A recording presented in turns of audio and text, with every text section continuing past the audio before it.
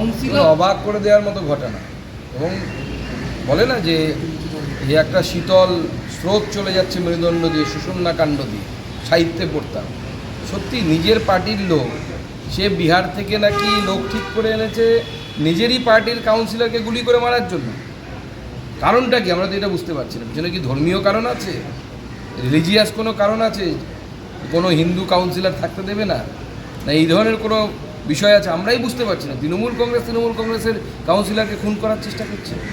কলকাতা পুলিশের intelligence bureau আছে নাকি? আমি তো আপনাদের কাছ থেকে শুনলাম, এর আগে কোনো শুনিনি, মানে শুনিনি বলতে কাজ দেখতে পাইনি আর কি।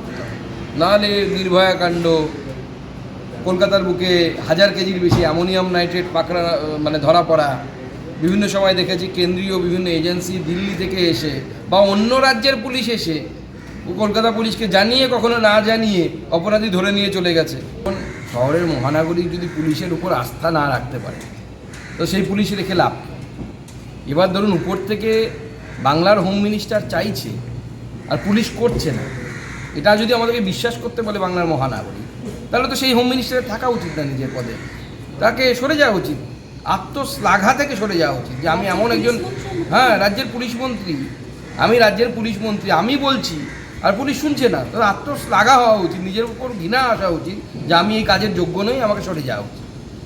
মহানাগরিক কি বলছে আমি বুঝতে পারছি না, নাকি ড্যামেজ কন্ট্রোল করার জন্য এগুলো নাটকবাজি হচ্ছে, সেটাও হতে পারে। প্রাণ সংশয় এরা সবাই আছেন মনে হয়।